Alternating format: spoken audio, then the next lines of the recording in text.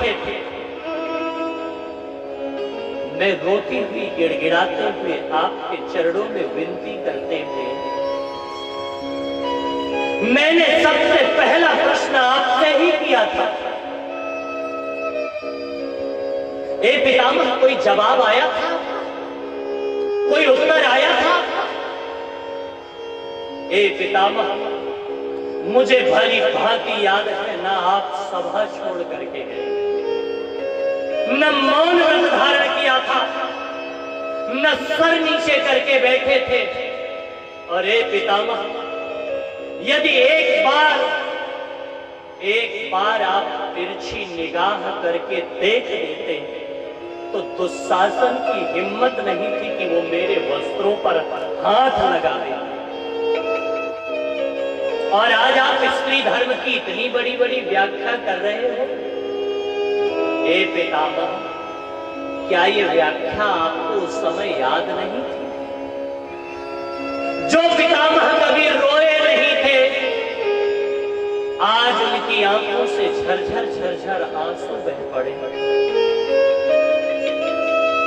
रोते हुए पितामह बोल पड़े, ए बेटी उस समय मैंने दुर्योधन का गलत अन्न खाया था, इसलिए मेरी बुद्धि बिगड़ गई थी। मुझे क्या करना चाहिए, मुझे क्या नहीं करना चाहिए, मैं इसका निर्णय नहीं ले पा रहा।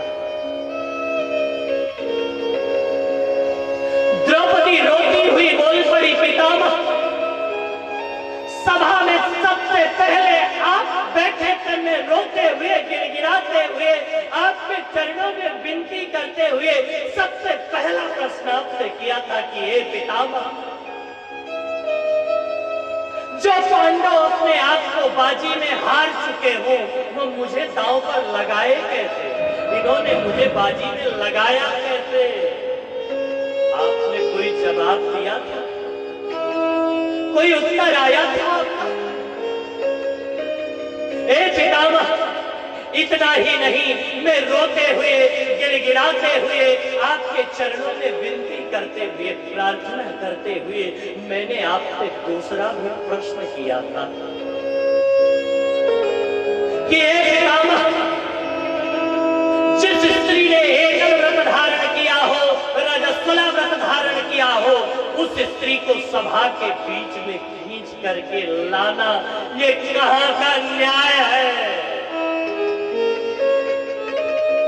आपने कोई जवाब दिया? कोई उत्तर आया? आज आप स्त्री धर्म के इतने बड़े व्याख्याकार बने, इतने बड़े व्याख्याता बने हैं पितामह। एक बार यदि आप धनुष में टंकार भर देते तो किसी की हिम्मत नहीं थी कि वो मेरे वस्त्रों पर हाथ लगा दे। एक बार आप तिरछी निगाह करके मेरी ओर देख देते तो किसी की हिम्मत नहीं थी कि वो मेरी तरफ नजर डाल दे। क्या आपको ये व्याख्या याद नहीं थी पितामह? रो पड़े पितामह और बोल पड़े, बेटी उस समय मैंने दुर्योधन का गलत अन्न खाया था, मेरी भी बुद्धि बिगड़ गई थी, मुझे क्या करना चाहिए क्या नहीं करना चाहिए इसका मैं निर्णय नहीं ले पा रहा। और अब मेरे शरीर से रक्त का एक एक बूंद एक एक कतरा निकल चुका है, अब मेरा शरीर पूर्ण शुद्ध हो चुका, इसलिए मैं आपको बता रहा हूं। दान धर्म, राज धर्म, मोक्ष धर्म, स्त्री धर्म की व्याख्या किया, भगवत धर्म की व्याख्या किया और पितामह हाथ जोड़ करके बोल पड़े कि अब आप सबसे निवेदन कर रहा हूं कि अब मुझे बीच में कोई डिस्टर्ब मत करना, अब मैं 2 मिनट जरा कृष्ण से अपनी पर्सनल बातें करना चाहता हूं। क्या गजब की बात कही है। 11 श्लोकों में पितामह भीष्म ने इतिमतिरूप कल्पिता वितृष्णा भगवति सात्वत पुंगवे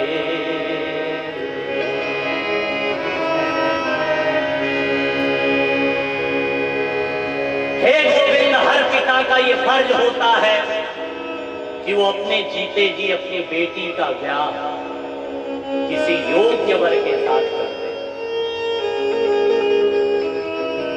और हे कृष्ण, मैं भी एक बेटी का बाप हूं, मैं भी आपसे निवेदन करना चाहता हूं, मैं भी अपनी बेटी का ब्याह आपके साथ करना चाहता हूं।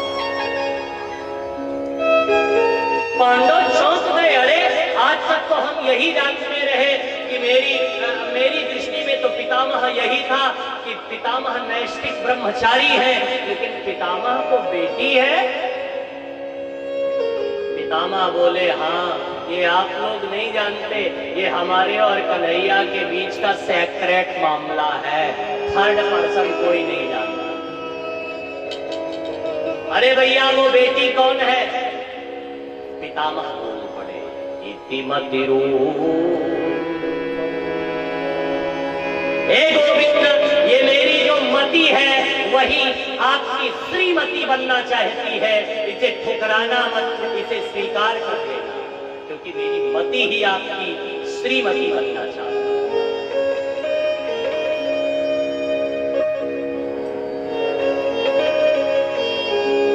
जैसे ही निवेदन किया, पितामह भीष्म बोल पड़े, कृष्ण, लेकिन एक बात मुझे हमेशा, जिस दिन से मैं बाणों की सैया पर लेटा हूं, उस दिन से मुझे परेशान कर रही है। मैं आपसे एक बात पूछना चाहता हूं। कृष्ण बोले, हाँ पूछो, क्या पूछना चाहता है?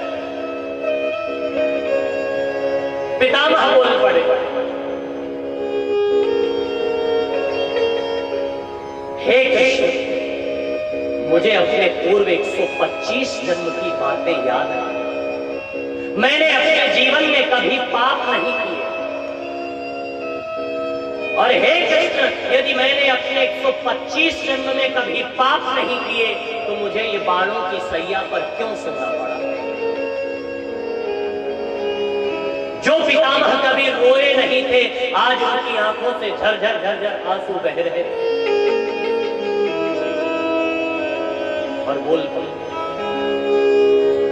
कृष्ण, मैं ये जानना चाहता हूं, यदि मैंने अपने 125 जन्म में कभी पाप किया ही नहीं है, तो मुझे ये बाणों की सैया क्यों मिली? कृष्ण मुस्कुराते हुए बोल पड़े, अच्छा, तो आप अपने पाप और पुण्य का हिसाब लेना चाहते हैं? पितामह बोले, हाँ बिल्कुल, मुझे चाहिए।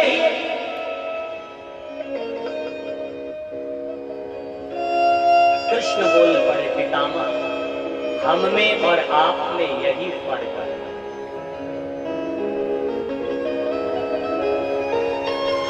यदि आपको 125 जन्म की बातें याद हैं, तो मुझे अनंत जन्मों की बातें याद हैं।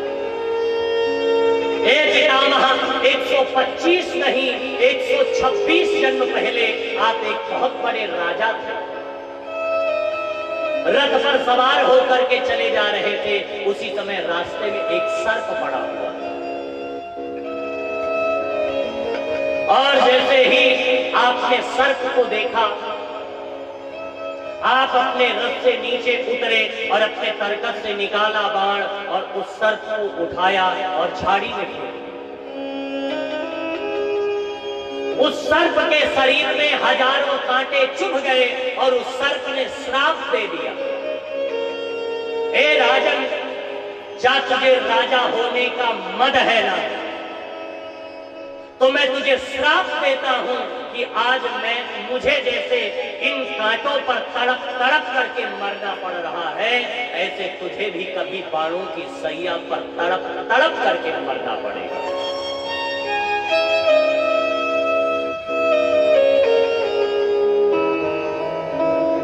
सर्प की बात याद आई।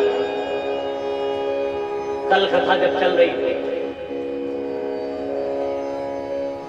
हम लोगों के साथ तो ऐसे प्रायः हमेशा होता रहता है कि जहां कथा होती है वहां भोले बाबा कृपा करके ऐसे दर्शन देते रहते हैं। लेकिन कल एक जगह नहीं 3 जगह, एक तो मंडप में, दूसरा साहब के बंगले के पास, और तीसरा 1 नंबर गेट पर। 3 जगह। हाँ, एक तो साहब के बंगले के पास हमने तीनों की फोटो देखा। साहब आपने तीनों की देखा? एक ही देखा होगा, लेकिन तीनों की फोटो हमारे नौजवान साथियों ने अपने मोबाइल के कैमरे में कैद किया है। एक आपके बंगले के पास, एक 1 नंबर गेट पे, और दूसरा मंडप के पास वेदी की परिक्रमा के।